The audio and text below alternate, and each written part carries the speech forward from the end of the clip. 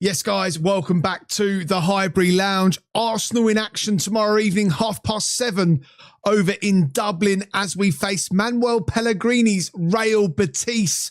Will we come up against a former Arsenal favourite in Hector Bellerin? Maybe we'll just have to wait and see. This is going to be my Arsenal predicted X11. Obviously, a good performance against Girona from quite a few players, in all honesty. The likes of Ethan Nwaneri, I thought had a good game. Of course, Max Daumann just loves a pre-season. Kai Havertz did well. Obviously, Christos Zolis now has got 2 in 2. One of those games being behind closed doors in training.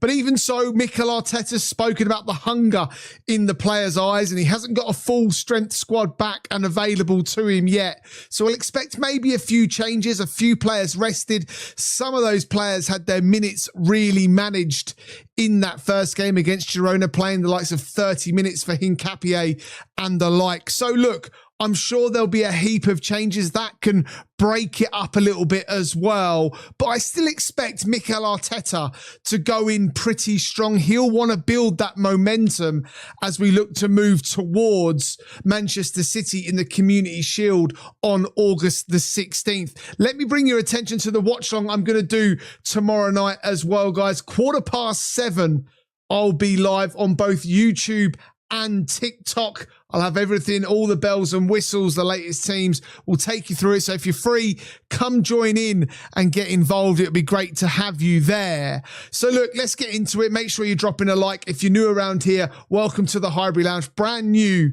YouTube channel. You might have seen me on other platforms as well. So drop a follow as well if you can. And let me know down in the predictions whether or not you agree with the team that I'm going for.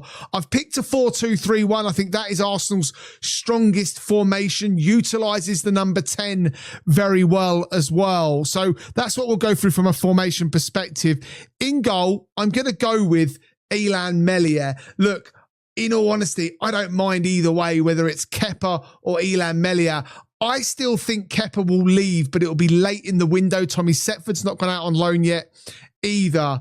But I'd probably give Illan Meslier a chance to shine over in Ireland on Wednesday evening. As I said, whether it's Kepa or Illan Meslier, once David Raya is back from that extended break, given Spain winning the World Cup, then neither of these guys are really going to feature in an Arsenal shirt next season. I wonder even if one of these guys, between Kepa and Meslier, one will get the League Cup and one will get the FA Cup. I still question why Meslier at 26 decided to come to Arsenal as third choice keeper. I do wonder if he maybe knows that Kepa could leave and as such then be promoted to second choice, at least for a season until Tommy Setford maybe comes back if he does go out on loan.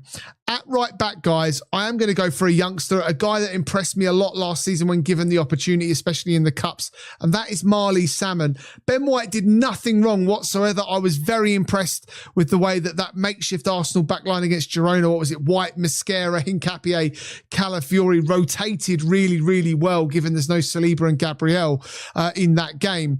But Marley Salmon, for me, much like some of the other youngsters, deserves an opportunity to impress. 16 years old, like Max Daumann. I'm a big fan of his. I think he's got a bright future at the club, signed a new long-term deal last season as well. And given that Ben White's had that knee injury and had injuries over the last 12 to 18 months, I think it's important not to push him too much at this stage. Arsenal have got the Emirates Cup to come in just a few days' time, a double-header against Dortmund and Como as well. So I think dropping Ben White, maybe giving him 15, 20 minutes in the second half could be the way to go. Give Marley Salmon a chance to show Arteta and Arsenal fans exactly what he's got. Into the centre-half positions now, we're going to welcome back Gabriel into the team. He's been back in training as well, and we're going to put Christian Mosquera next to him. I've spoken in other shows, go check those out, the transfer news shows, that if Arsenal couldn't sign John Stones on a free transfer, then I'm genuinely not too worried whether or not we sign another centre-back. I think we've got adequate cover. Christian Mosquera came in for an absolute bargain from Valencia last season as well. So for me, He can go in alongside Gabriel. Yes, Hincapié could also go there. There's Ben White that could go there. Jurrien Timber, during his time at Ajax, has even played there as well. But look, Mosquera and Gabriel for me to start the game. You'll probably see Hincapié rotate in for Gabriel, maybe Ben White, who knows. But yeah, I would go with that if I was Mikel Arteta. Mosquera's chance to shine with Saliba out for so long at the moment.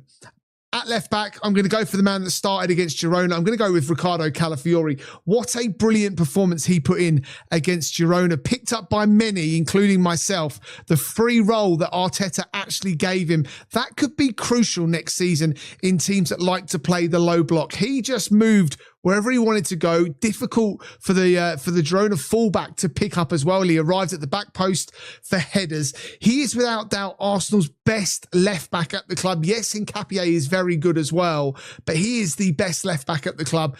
Arsenal have got to find a way to keep him fit. The way he plays the game, the way he receives the ball, the fact that he can get forward and support the attacks. He can come in as an inverted number 6 as well. Just everything about him I absolutely love. It's the injuries, though, that, of course, concern me. Into midfield, first one on the sheet, Miles Lewis-Skelly. Of course, no Declan Rice, no Martin Zubimendi still away with Spain. Christian Norgard expected to go on and complete that £7 million deal to Everton. Miles Lewis-Skelly will take that. He'll want to shine once again in the central midfield. He has looked so assured in this position. Again, picked the ball up with great confidence on Saturday against Girona. Lovely line-breaking passes, involved in a couple of early passes that Arsenal didn't convert in that first half. I have been nothing short of impressed by Miles Lewis-Skelly. It amazes me that Mikel Arteta and the coaching staff haven't unearthed this earlier on in his career. He spoke about it at the end of the season that they've been trying it since Christmas last year. Honestly, right now, I've said it on other podcasts, he is ahead of Martin Zubimendi at the moment for me. He will definitely allow Declan Rice to have minutes where he can be on the bench in the season to come.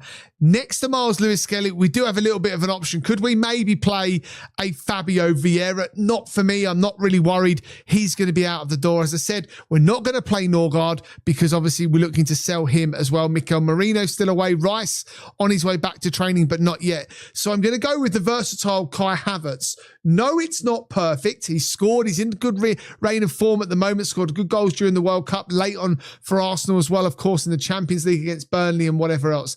He can play in the 8. He drifts in towards the 10 as well. He likes to make those runs. Arteta trusts him in the 8, the 10 and the 9. I wouldn't be surprised if he at least started the game for me. There are many Arsenal fans that don't like Kai Havertz. I really value what Kai Havertz brings to this Arsenal team. Arsenal have got a decision to make about him in the next 12 to 18 months. He's got, I think, 2 years, maybe an extra one left on his deal. He's on big money at the club. Arsenal probably won't want to see that go again with those huge wages. They'd have to try and negotiate him down. Is he a player that maybe is going into the final year at the club? We'll have to wait and see. But for now, Kai Havertz goes in for me. Into the 10.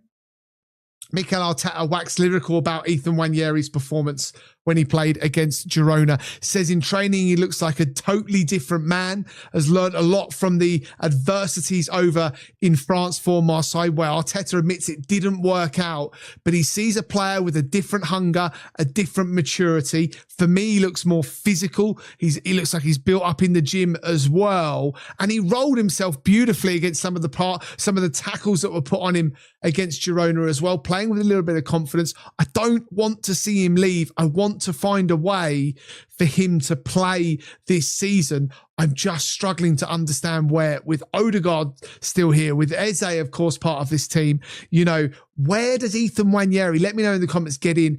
Is it a loan to a club like Bournemouth or a Crystal Palace or a Brighton that could be the perfect model for him?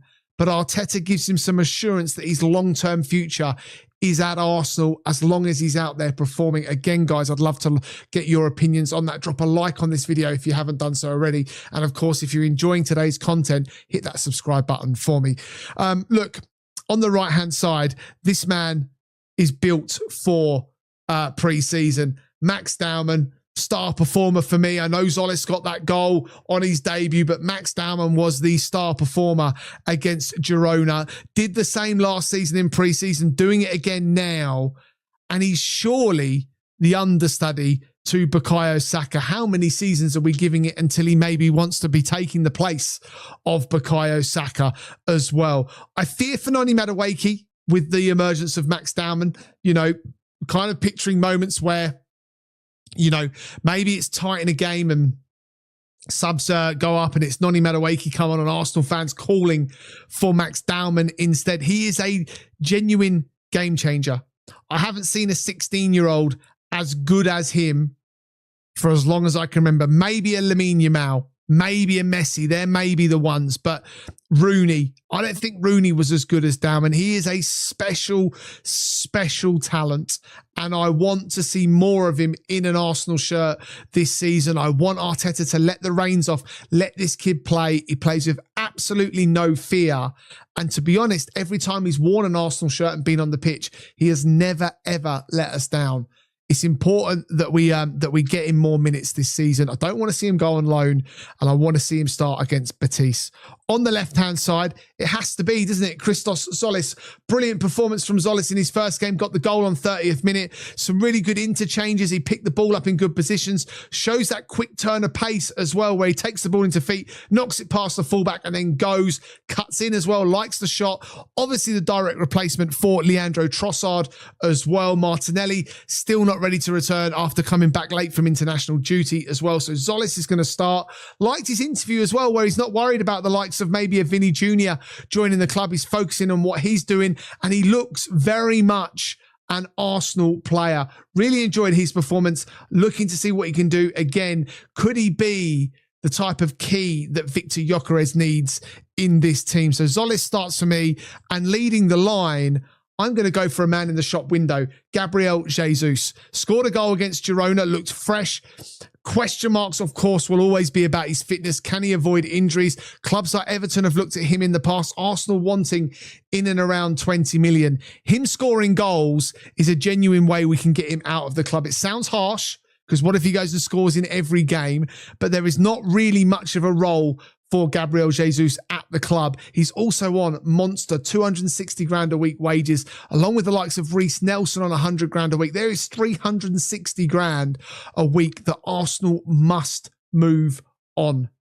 That is my starting lineup. Yes, it's going to change. Let me know in the comments, do you agree with that one? I think Arsenal will win the game 2-1. The result doesn't really matter. It's all about minutes in the legs, some player performances, of course. I'll do my match reaction to this game as well as that watch along. As I said, do join me at 7:15 on both YouTube and TikTok for it. Very excited to watch Arsenal play. Thanks for watching, guys. And of course, I'll see you